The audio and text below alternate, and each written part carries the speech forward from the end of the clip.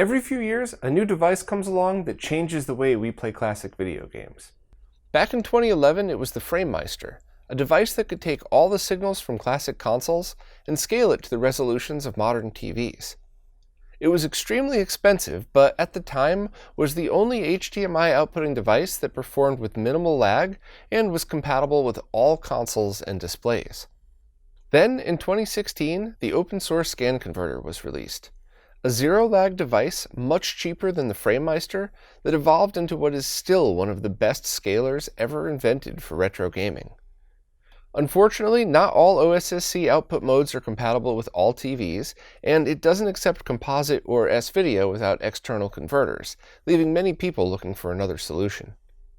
In 2018, Mike Chi released the first RetroTink product, which allowed consoles to output to HDMI using just the cables your console shipped with. Since then, Mike's released a full lineup of RetroTink products, each one adding new features and improvements. 2021 looks to be another game-changing year, with a few products in the pipeline from some highly respected members of the retro gaming community.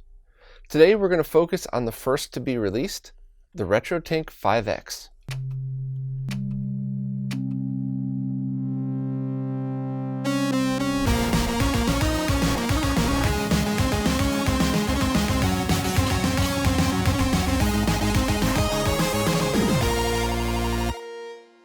There's so many cool things I want to talk about with this product, and we'll get to them all, but I want to start by skipping to the end and demonstrating something both beginners and experts will appreciate. Here's what it takes to get pro-level performance out of the RetroTink 5X. Connect your console to the 5X using the highest quality cable you own. Composite video is fine, but anything above that is recommended in most cases. We'll use HD Retrovision component video cables here. Then use a standard HDMI cable to connect the TINK 5X to your TV or monitor.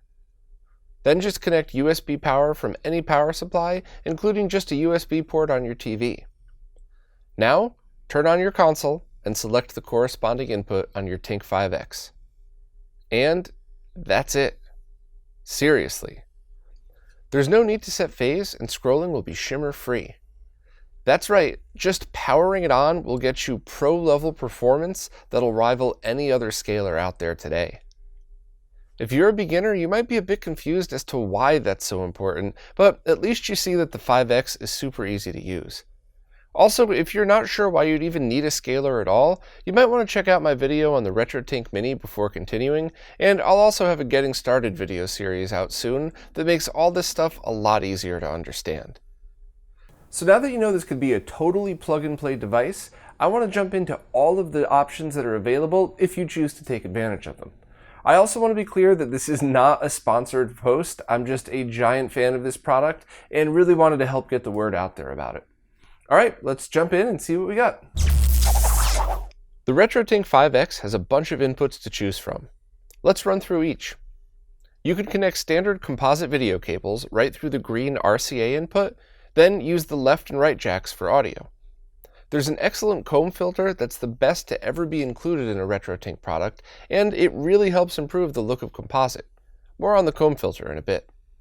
Those same RCA jacks are also used for component video input, which can accept pretty much all analog video signals from 240p to 1080i. Next to that is an S-video jack that accepts standard definition signals. The audio jacks are once again shared with the component video inputs. On the side is a SCART input. This will accept both RGB SCART and composite video over SCART, as well as the audio contained in the cable. That means if you're running a mix of RGB and composite through a SCART switch, you could just connect it directly to the RetroTink 5X and simply toggle inputs to select which signal to use. Or use the SCART input as composite and leave the RCA jacks open for component. As a note, you could leave your cables plugged into all inputs at once, and even use a Y cable to connect multiple audio sources, but you could only connect either component or composite video to the RCA jacks. You cannot use a Y cable to keep both video signals connected. The only other connectors are an HDMI output and a micro USB port that's used to power the device and for firmware updates. And the 3 control buttons. Let's check out what each of them do. The button on the left brings up the menu and cycles between each menu option. The middle button will toggle the setting in each option.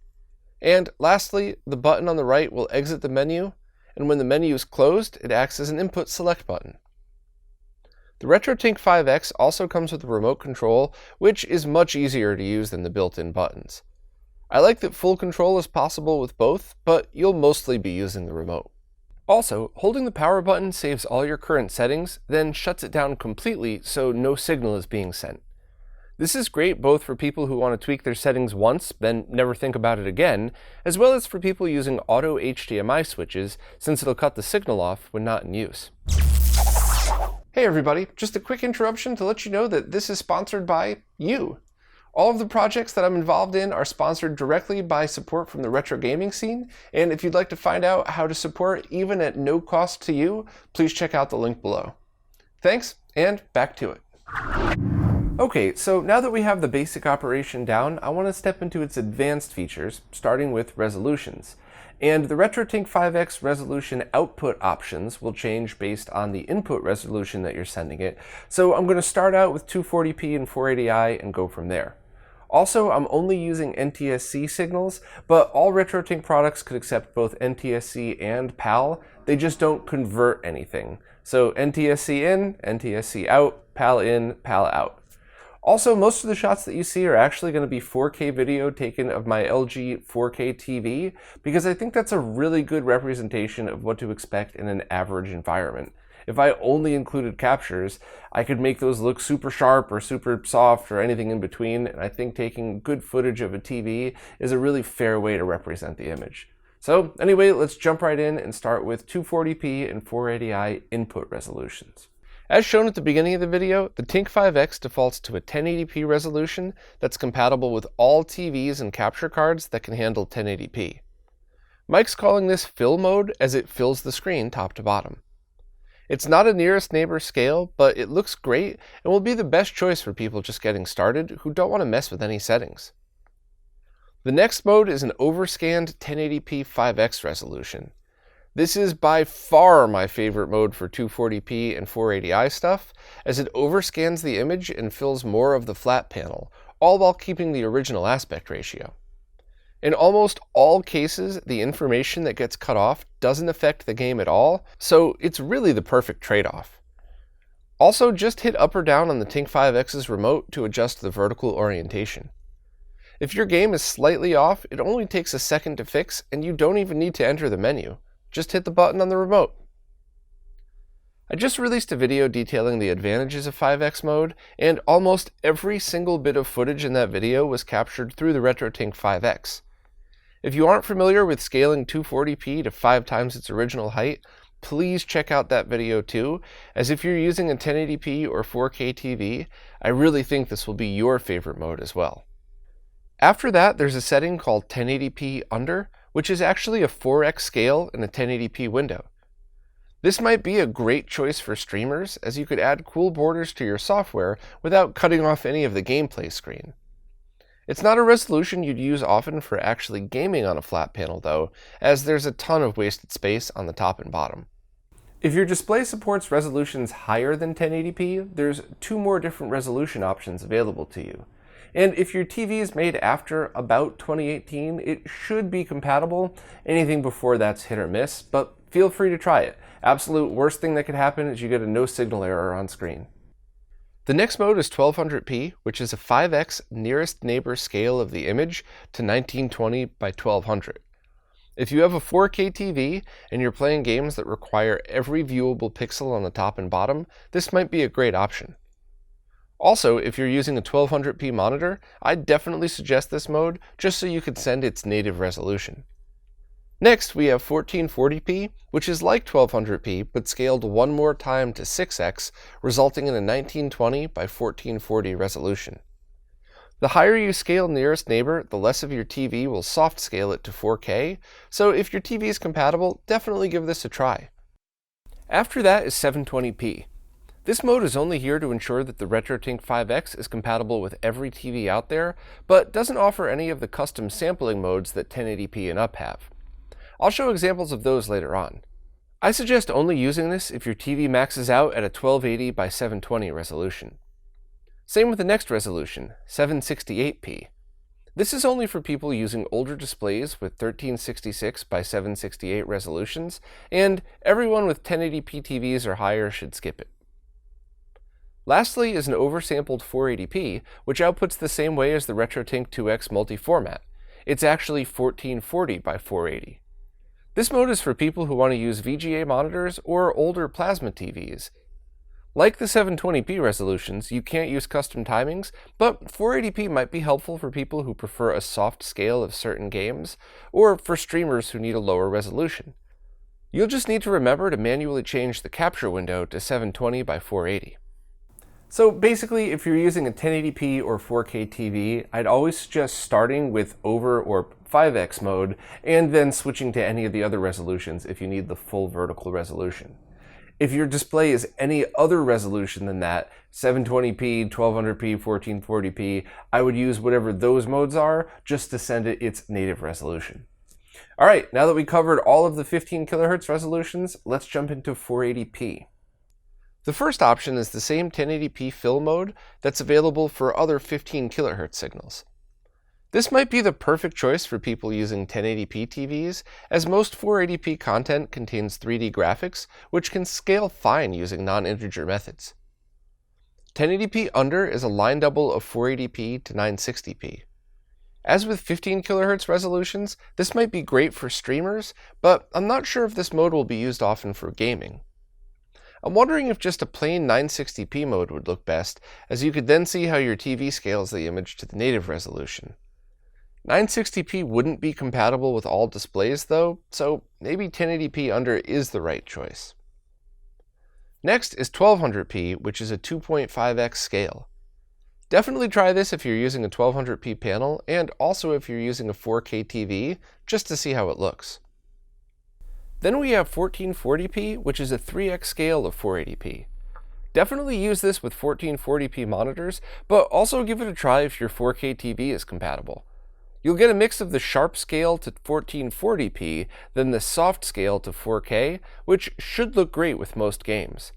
And if it doesn't, just try the other modes and pick what looks best. There's really no wrong answer. And as before, we have 720p and 768p modes. Once again, these modes should just be considered a courtesy that Mike added for people with 720p panels, and not really something anyone else would take advantage of. It's really awesome that he took the time to add them though, but if you're using a panel that's 1080p and up, use all other modes. Lastly, you could simply pass the 480p signal through, and like the 15 kHz modes, it'll oversample the image. This is handy for people who just need an analog to digital conversion. Also, there's some settings for aspect ratios, but we'll talk about those in a bit. As for other input modes, the RetroTink 5X also supports pass-through of both 720p and 1080i. There's no options for these modes, and it essentially just turns it into an analog to digital converter. While I wouldn't buy the Tink 5X just to digitize 720p, it's an excellent choice if your console supports that resolution. The Tink 5X sorta supports 1080i too. It's digitized and Bob deinterlaced to 1080p, however not all the resolution is able to be processed. I honestly can't think of a single scenario that you would ever want to play a game in 1080i over 720p on a flat panel, but if for some reason you need 1080i, it'll probably work. I'd consider 1080i more of a bonus than a feature though. The Tink 5X has some awesome advanced features that I think even beginners might be interested in, so I'm going to go through each one in the order that they currently appear in the menu. As shown before, the first two options in the menu are input selection and output resolution. Then there's an option to select horizontal sampling. In all honesty, for most 240p and 480i content, just using the generic 4x3 mode is totally fine and probably the easiest thing for everyone to use. If your game is widescreen, definitely switch this to generic 16:9 though, otherwise the aspect ratio might be off. There's a few more features here though. As I demonstrated at the beginning of the video, you don't need optimal timings to set phase, but you can still add optimal timings to tweak the look of each console. If you'd like a more pixel-perfect scale of your console, just scroll through and see if Mike programmed in a timing that'll work. At the moment, you could select from a custom profile with a 256 pixel width that will look great on the SNES, PC Engine, TurboGrafx-16, and PS1 games in that mode. Also, if you're using the 1080p over or 5x modes, or any of the modes higher than that, the aspect ratio should be near perfect to original 4:3 as well. So this is definitely worth switching to if you know for sure that the game that you're playing has a 256 pixel width. Pretty much everything from the Super Nintendo does. Next is an interpolation setting that allows you to select between sharp and soft modes.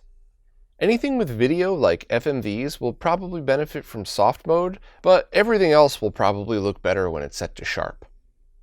You also might prefer soft on 3D graphics, but it's totally up to you.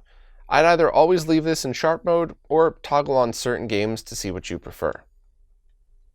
Standard horizontal scanlines are available when using 240p, 480i, and 480p modes. You have a choice between 50% and 90% darkness, as well as an integer 100% mode that's designed for any mode that scales in even numbers. So if you didn't like scanlines in 5x mode on other scalers, try it on the Tink 5X and see if it looks better to you. I'd like to spend more time showing this off, but video compression kills artificial scanlines, and they'll never look right in these videos. Just give them a try for yourself and see if you like them. Next are the vertical sync modes. I think it's best to hold off talking about these until we go over lag later on, but the default mode should be fine for most people. I'll get into more details later. Okay, now onto a feature I think people will love about the RetroTink 5X. It's different deinterlacing modes. If you feed it 1080i, it'll only have the option for Bob deinterlacing. However, if you feed it 480i, there's a bunch of different options. First is the standard Bob deinterlacing that I just mentioned that's used on the OSSC and all other RetroTinks, which works well but is kind of flickery. Linear is the same as Bob, except with a vertical smoothing filter to reduce flicker. This results in a softer image though. There's also an option for weave deinterlacing, which has no flicker, but you get annoying lines on the screen when there's movement. I usually use this mode with my PlayStation 1, as you mostly run into 480i in menus and title screens, and in those scenarios I'd rather have no flicker and some lines when there's movement. Blend is the same as weave, except with the addition of a vertical averaging filter that smooths the interlacing lines together, but results in loss of vertical sharpness. This might be good for 480i FMVs though. CRT Simulate draws the image by blanking the unused lines for each field to mimic a standard definition display. Now, once again, scanlines look terrible after compression, but I really like how this looks.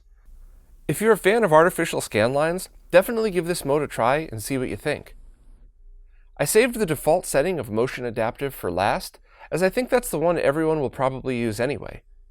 This analyzes the input signal on a pixel-by-pixel basis and uses a combination of Bob and Weave to deinterlace the image. It's not perfect, no deinterlacer is, but it works really well with minimal interlacing lines and almost no flicker. Feel free to toggle modes on each 480i game you play, as there's a good chance you'll prefer certain modes with specific types of games. There's no difference in performance, so whichever looks best to your eyes is the right choice. Or don't think about it at all and just leave it on Motion Adaptive. It works great and most people will love it. The next option in the menu is the comb filter that's only needed on the composite video input. This is the best comb filter on any RetroTink product and can really clean up a noisy signal. So let's compare some different captures, starting with what it's like to not use a comb filter at all. First, here's a Sega Master System scaled to 5x with no comb filter at all. All the composite interference really stands out, along with the jail bars often found on these consoles. Now, here's the same SMS scaled to the RetroTink Mini. It does a really good job cleaning up the signal, and I still think the Tink Mini is the best entry-level scaler on the market. It might only scale to 2x or 480p, but it does its job well. But now check out how it looks with the Tink 5X. I mean, composite video will obviously never be as sharp as all the other inputs, but this is totally playable. There's even a second option called a notch filter that might work better for some consoles. If you're using composite, I'd just try both and see what looks best for that game. While I'd always recommend using the best quality cable possible when using flat panels, it's good to know that the RetroTink 5X can easily handle whatever cable you already have. I think that's a great option for people who just want to get started with a good scaler, then upgrade their cables when they have time. The next option is color space. This one's easy, just match it to whatever your TV accepts. You can check your TV's documentation or just eyeball it. If it looks too bright or too dim, use the other setting. After that is a low-pass filter. I'd always leave this on as it really cleans up unfiltered signals. In fact, only turn this off if you know for sure your console is modded with a filter, but even then there's no harm, it would just be a tiny bit softer. Honestly, just leave it on. Next is a cool option that should allow the Sinden light gun to work with the Tink 5X. I don't have one to test, but it should work. I'll try and do a follow-up video on this if I can ever borrow one.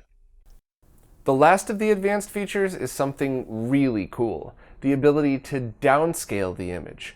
So why would you want to downscale an image? I'll get to that in a second, but let me first show you how you do it on the RetroTink 5X.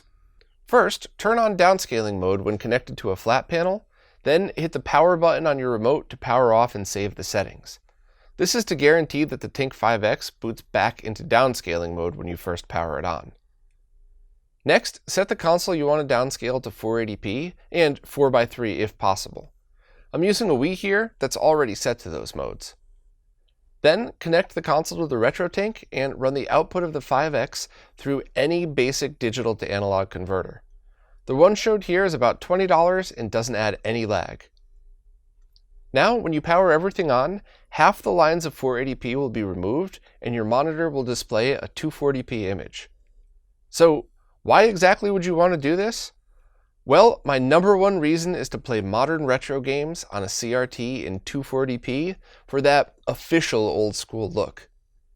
Excuse the reflections here, taking video of CRTs is rough, but you can see the game looks pretty much exactly like it would have if it were released on an older console. You're not just limited to downscaling 480p though. Let's launch a game that's 480i only, Mega Man 9. The downscaling isn't quite as good as 480p to 240p, but it's so much better than the flickery look of 480i. I mean, don't get me wrong, 480i has its place, but a game like this was meant to be viewed in progressive scan. Here's a good time to show another feature of the downscaling, adjusting lines. See, the downscaling works by dropping every other line, but what if it accidentally drops the wrong lines? No problem, grab your remote and hit either up or down to switch lines, just like you do with adjusting the vertical height of 5X mode. As you can see, we went from a flickery image to a great downscale. I'll show more about the line adjustment in a bit though. The Tink 5X doesn't just stop at 480i and 480p though, it also downscales 720p to 240p. That means consoles like the Retro USB AVS can be played on an RGB monitor and it'll look great. Now, the Tink 5X accomplishes this downscaling by dropping every 2 lines, so it won't always look this good. Basically, content that was originally 240p should look excellent, but stuff that used the full 720p resolution might look weird. Here's a quick example when downscaling from a PC. Text in 480p to 240p is still readable and would probably look fine in most situations, but text that uses the full 720p resolution doesn't look that great. So I only suggest using 720p with content that was originally meant for 240p, like I showed here.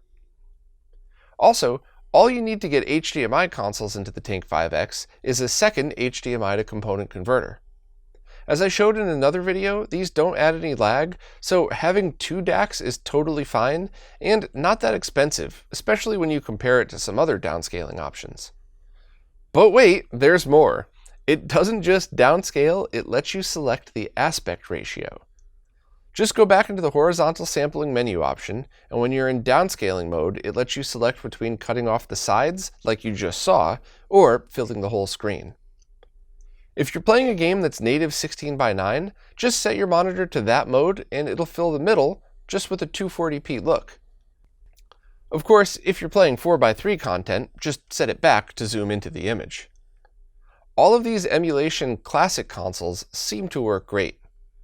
Also, this aspect ratio option works for 480p as well, so if you're playing a widescreen only game like Daytona, you could still enjoy it in 240p.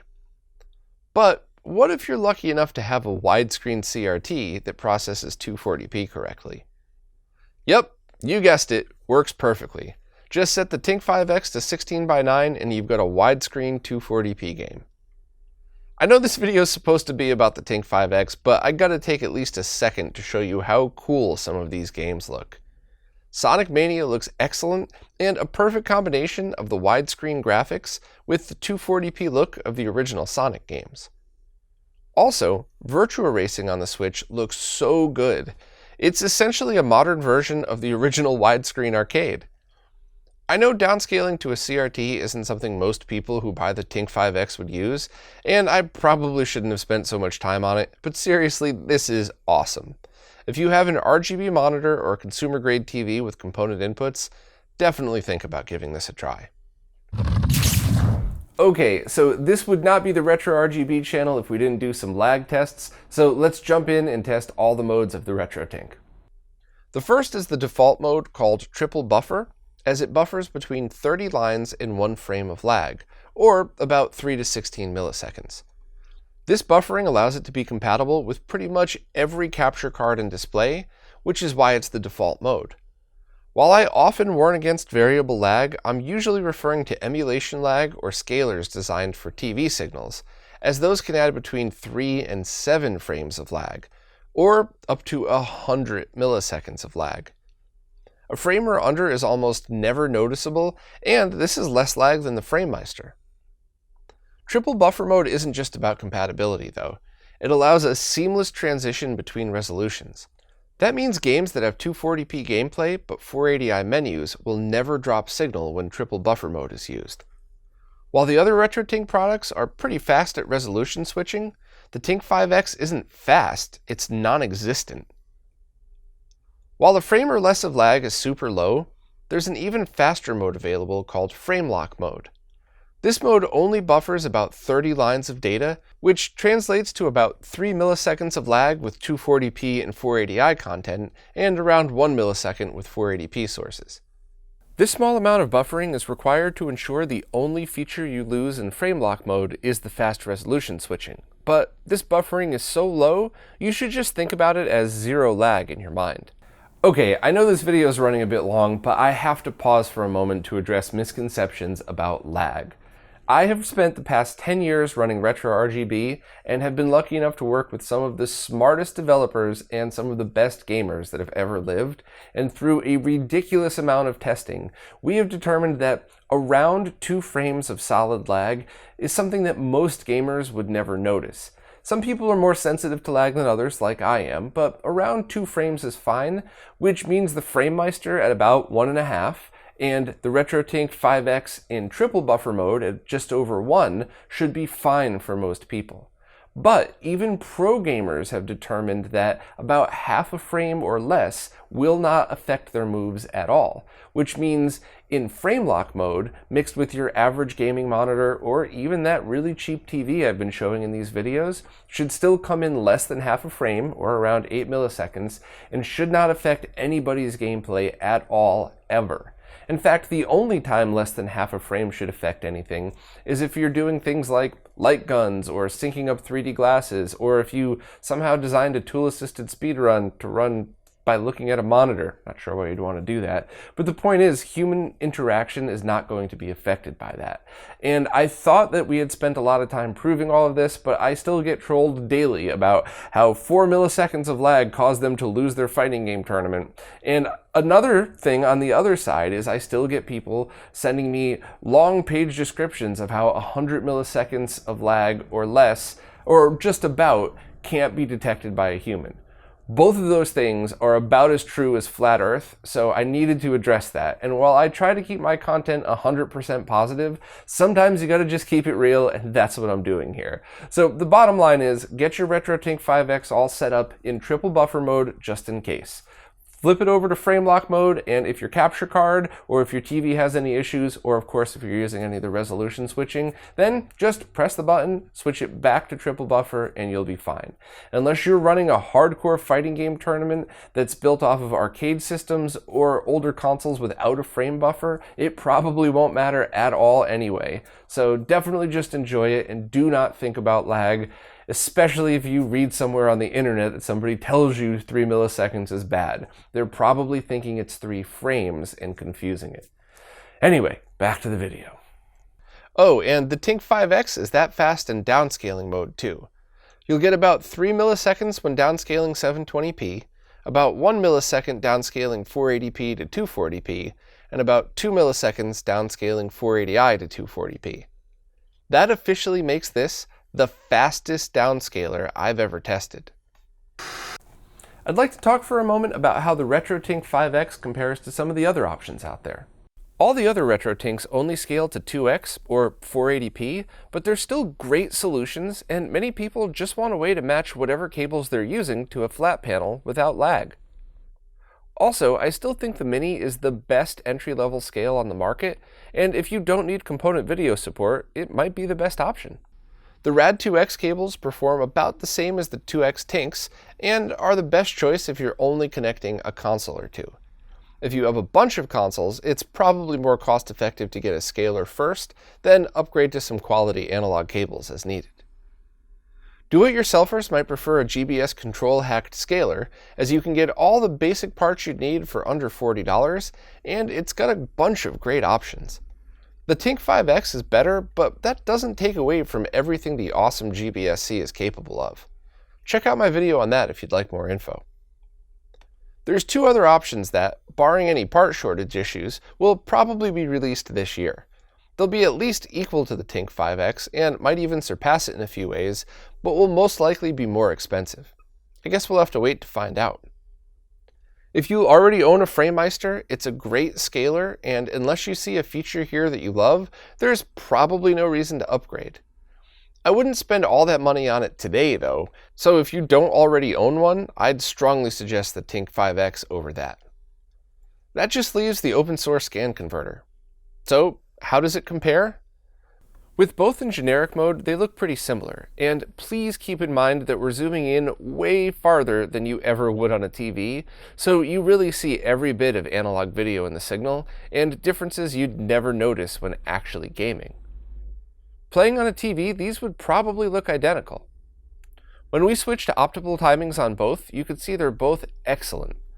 Zoomed in this far, you could see a tiny bit of color bleed on the Tink 5X, which is probably a result of its 422 output versus the OSSC's 444. I didn't notice this at all while playing on a 4K TV, and I think the reason is because the colors are compressed on the output of the Tink 5X, not the input, so the image retains the proper look during the whole scaling process. In my opinion, there's one bigger difference though. You never have to set phase. Please check out my OSSC video for more info, but getting a perfect output requires you to manually dial in phase for every single resolution on every single console you connect, where the Tink 5X just asks you to select the current resolution used. So I want to make sure I'm clear about this. I absolutely love my OSSC, and I think both the RetroTink 5X and the OSSC are awesome devices, but I would call the 5X a winner simply because of ease of use and the amount of different inputs it supports. The bottom line is any of the solutions I just mentioned are all good choices. Just stay away from scalers that were designed for TV signals, not games.